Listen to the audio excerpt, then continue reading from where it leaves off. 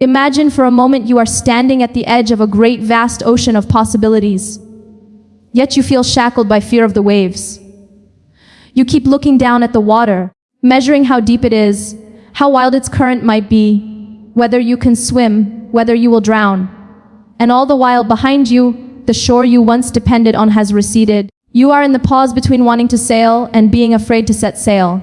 In that moment, I want you to hear this truth: you are not the ocean. You are not the waves. You are a voyager, entrusted with a heart made to hope. And the one who created the sea also created you. He knows the depth of your fear, the breadth of your dreams, the quiet questions you don't dare ask. He says, "Trust me, I will make a way for you." Today, we gather to speak about letting go of that heavy burden of worry and stepping into that trust. Because when we stop worrying and we trust Allah to make a way for us, we open ourselves to miracles unseen, to paths hidden, to mercies waiting just beyond our sight. Certainly, here is an expansion of the first key, note in about 800 words, in the reflective, intimate tone you asked for. You may not realize it yet, but the moment you feel the weight of worry, you are carrying something that was never meant to rest on your shoulders alone. We live in a world that tells us if we just work harder, plan better, control more, we'll find peace. But the soul knows differently. It whispers, "I'm tired, I'm heavy, I'm afraid." Worry often begins as a quiet ache in the heart, a question you don't ask out loud, a doubt you cover with busyness, a fear of the what-ifs that rust at the edges of your peace. Think about those what-ifs. What if I don't succeed? What if I lose them? What if the door remains closed, the child doesn't come, the illness doesn't ease, the dawn doesn't break the storm? These are not just idle thoughts. They are the soul's call for help. They are the footprints of a heart that still believes somehow, even when it doesn't feel safe, that things should be safe. And so we clutch, we strategize, we build contingency upon contingency. Yet in our piling up of plans, we often forget the heart of the matter. There is one who holds the hourglass, and the grains of sand don't escape him. Worry rarely just comes from genuine threats. Sometimes it comes from the belief that you must hold the outcome. We assume that if we don't, everything will collapse. Yet that assumption is the very thing that burdens you, because you were never meant to hold what is beyond your capacity. The weight of worry is the illusion that you hold more than you actually should. It tells you if I reduce my fear, I'll be safe. And if I increase my control, I'll have power. But real freedom begins when you realize some corridors of life are closed to me for a reason. Some doors stay shut because the vision of peace asks me to surrender the steering wheel. So let's name it. Worry is fear dressed as responsibility. And it is exhausting. It keeps you locked in what-ifs, replaying the past, anticipating the worst. It says, if I don't worry, I'm negligent. And yet it forgets to add and if you do, you still may not fix what's unseen. Worry tries to do the job of the one who knows the unseen. It tries to hold what only he can carry. In the face of that, what is our invitation? It is simply to remember, Khwas, you are not alone. The one who created time and fate is closer than your pulse. He sees what your heart conceals. He hears what your tongue cannot speak. When the soul is weary because it feels unmapped, unplanned, unresolved, he says, trust me, not because you are perfect, not because you control it all, but because you matter, because your heart matters, because your struggle isn't invisible to him. He made the heart, he knows its capacity. When your worries multiply, they become noise in the heart, drowning the voice of hope. But what if you paused? What if you said, why Allah, you know what I cannot say? You know this weight I carry, I hand it to you. That moment of pause, just a breath of surrender, is the beginning of rest. And rest in this context is not the absence of movement, it's the presence of trust in motion. It means I will move, I will strive, I will seek. But I will not carry the weight of the results as if they depend only on me. And there is a mercy in that release. Because when you let go of the suitcase full of bricks, you can walk lighter. Your steps become not because you're dragging yesterday's failures or tomorrow's fears, but because you're moving with purpose. You may still tremble. You may still wonder how, but you do not have to worry. You simply need to walk. trusting that the one who made the universe has written a path for you even when you cannot see it. When you allow that shift from self-reliance to reliance on Him, you see the world differently. Challenges don't become proof you're failing. They become terrain prepared for your elevation. Waiting doesn't mean you're forgotten. It means something unseen is being shaped. Closed doors don't mean you'll never grow. They mean He is redirecting you to what's better. What was once a source of constant worry becomes a source of growth, of perspective, of deeper peace. And here is the soft whisper for you today. You don't have to fix everything. You don't have to carry everything. You don't have to figure out the hoe for every situation. What you need is to hold the hand of He who figures the unseen. Let your heart breathe in the promise I'm not alone. He's with me. I don't walk unaccompanied. So I step. I trust. I let what I cannot carry become what He carries. If your heart has been heavy, if the night has been long and full of echoing questions, know this, your Creator is inviting you to release, to stop worrying. Because worry steals your trust, it steals your peace, it steals your capacity to live in the moment He gave you. Let the weight go. Let Him carry the weight. And watch how your step becomes lighter, your purpose becomes clearer, your hope becomes more real. The burden you carried was never meant to define you. The one who carries you does. There is a subtle yet profound shift that happens in a believer's heart when they move from trying to control everything to surrendering what they cannot carry. We often live as though our hands are the only hands at work. We plan the outcome, we control the timeline, we rehearse the worst case. We strategize for every branch. Yet our efforts alone cannot restore the broken, cannot open every locked door, cannot steer the unseen currents. To lean only on what we can do is to ignore the one who sees what we cannot. The invitation then is not to stop trying. It is to stop believing that you must carry the whole load alone.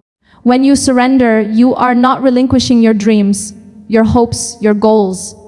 You are releasing the pressure of thinking that only you must engineer the way. You work, you plan, you strive, but you stay awake to the truth that your efforts belong in the palm of the one who wrote your days.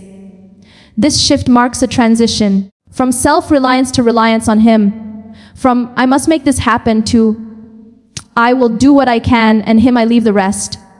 This kind of surrender is not weakness, it is courage. It takes strength to admit I cannot hold it all, I cannot predict it all, I cannot manage the unseen. And instead of collapsing into despair, you lift your gaze. Trusting the one who steers the unseen means you hold your heart gently. You do your part with dignity and diligence. But your sleep is not restless over the what if of tomorrow. You do your role, you show up, you take the step, you ask the question, you make the call, but you carry peace in your heart because you are no longer the sole architect of your fate. You are a partner with the one who designs the unseen. This does not mean passivity, it means purposeful action anchored in hope. Let me paint a picture. The believer stands at the threshold of an unfamiliar door. He does not know what is behind it. He wonders, will it lead to safety or to more trouble?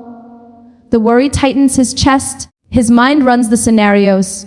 But if he takes that step with surrender, "Oh Allah, I place this door in your hands," then his step is lighter. He still opens the door. He still walks through.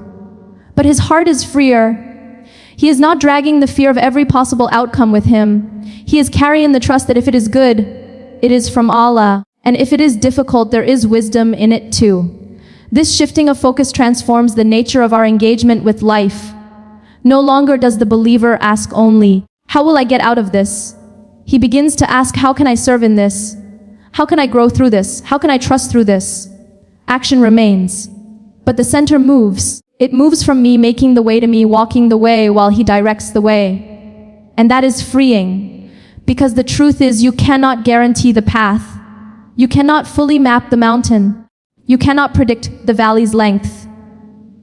But you can commit your heart with the one who knows the map, the maker of the mountain, the holder of the valley. In that surrender, you find your humanity in its truest form. You admit you are not God. You admit you are limited. But you also affirms there is someone who is unlimited and He chooses to work with you. You witness your dependency not as shame, but as dignity, because it means you recognize your place. not as the architect of destiny, but as the traveler under the care of the one who holds the compass. The freedom that follows this is deep. Your heart begins to rest, your mind begins to quiet, because you shift from, I must make it happen, to, I must trust the one who will make it happen when the time is right. A trust invites you to keep walking even when you don't see every step. It invites you to take action, to make the call, to send the email, to attend the interview, to knock on the door, to speak the truth. But to do so with a heart that says, if you will open the way. You work, you push, you step, but you also lean back. You lean into the promise that you are not abandoned in your effort. The one who called you to this also prepared for it. The one who knows your tearful nights also owns your hopeful mornings. The one who sees the closed doors also holds the key to the open ones. So in your life now, when you feel the weight of the I must pressing down, I must figure this out, I must fix this, I must ensure this. Pause. Breathe. Say, oh Allah, I will strive with what you gave me, but I trust you with what you hold for me. Free your heart from the illusion that you must carry what was never meant to rest in your hands. Move from worry into the action of trust. The path may twist, it may wait, it may surprise you, but you will walk it differently, not because you changed the path, but because you changed how you travel it. And when you travel this way, you discover something beautiful. You are not alone. Your effort meets His decree. Your hope meets His mercy. Your surrender meets His power. You will look back one day and see the way, how it was formed, how it opened, how it was never you alone. You will whisper, indeed my Lord made the way for me, and it will not just be words, it will be your story. When the horizon seems closed, when your efforts don't produce what you hoped, when your heart longs and your hands ache, this is the moment to live in the reality of the promise that help arrives, even when you cannot see it. Because sometimes the seeming silence is not neglect, it is preparation. You are not forgotten. The fear that you might be stuck is real, but the one who holds you is never powerless.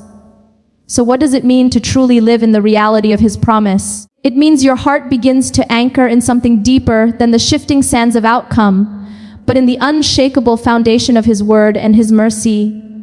You may have asked, when will the path clear? How will the way open? Why is there still waiting? These are not signs of defeat. They are signs that a transformation is underway. The shift from worry into trust doesn't always come with fireworks.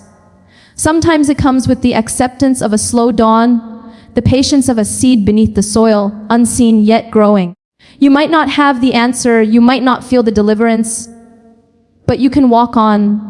Because faith is not the sight of the path. Faith is the meeting of your step with the one who sees the path. It is important to remember that your trust does not mean you stop acting.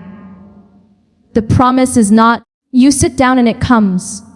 The promise is, you act, you trust, and I make the way. You do your part.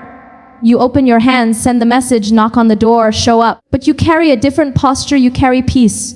Because you know the map is not in your grasp, but in His. You carry hope, because you know the unseen is not void of care, but full of potential. You carry surrender, because you know that what you cannot carry, He can and will. Look at your life now. What door is closed? What opportunity seems delayed? What dream seems put on hold? It doesn't mean the dream is cancelled. It means the dream is waiting for the perfect timing. The right preparation, the unseen work behind the scenes. You might feel inadequate. You might feel behind. You might feel the fear of missing out. But this is exactly where the reality of the promise meets a heart willing to trust. Because when your trust is anchored in Him, the delay becomes patience, the closed door becomes a signpost, the missed chance becomes refinery. Your story is being shaped, even when you cannot read the chapter. Then you act. You don't wait in stillness as though not required to walk. You walk with faith. You move with hope. You serve with love. You do good with the confidence that you are not alone, that your effort is not in vain, and that your Lord will bring forth what is best in His way at His time. The promise is alive, not a distant myth, not a comforting cliché, a near reality. He will make a way for you. And this way may surprise you. It may not resemble what you drafted in your mind. It may be gentler, stranger, unfamiliar, but it will lead you where you belong. Consider the believer who stands in darkness but calls out anyway. The one whose heart whispers, "O Allah, even if I see no light, I place my hand in yours." That believer is already walking the way. She does not wait to feel secure. She makes the step in sincerity. She holds her intention with humility. She leaves the result to Him. The path opens not because the believer insisted it must, but because the believer entrusted the path to the one who designed the terrain. And when that way becomes visible, when you look back and see steps where there were none, you will recognize the trace of divine mercy. You will say, "Indeed, my Lord made the way for me." The patterns that seemed random will now look like design. The wounds that seemed indefinite will now feel like wisdom. The gaps that seemed endless will now feel like mercy's spaces. You will see your faith met by His power, your patience met by His timing, your striving met by His facilitation. If today you are in the waiting, the wondering, let this reality settle in your chest like a promise you can hold on to. The one who created the stars also created your moment. The one who orders the cosmos also orders your step. Don't stop walking. Don't abandon your effort. But change how you walk. Walk with the belief that you are not separate from the outcome. You are in the care of the one who holds the outcome. Walk with the conviction that your waiting is not wasted. It is the soil where your future peace is sprouting. Walk with the knowledge that your surrender is not defeat.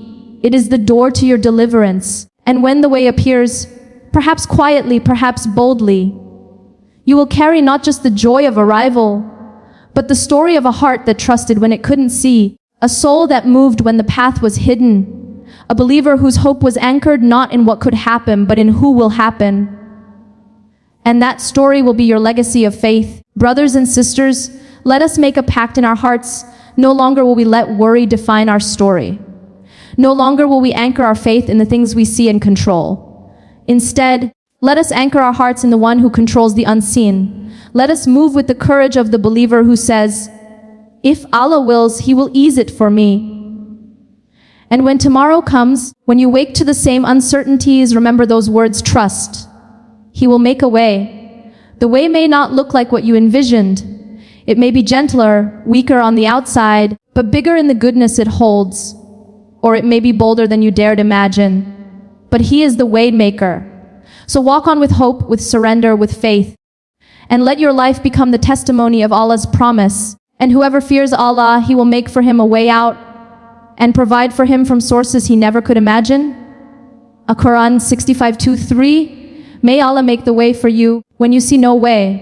May He turn your worry into worship, your fear into faith, your waiting into winning. Assalamu alaikum wa rahmatullahi wa barakatuh.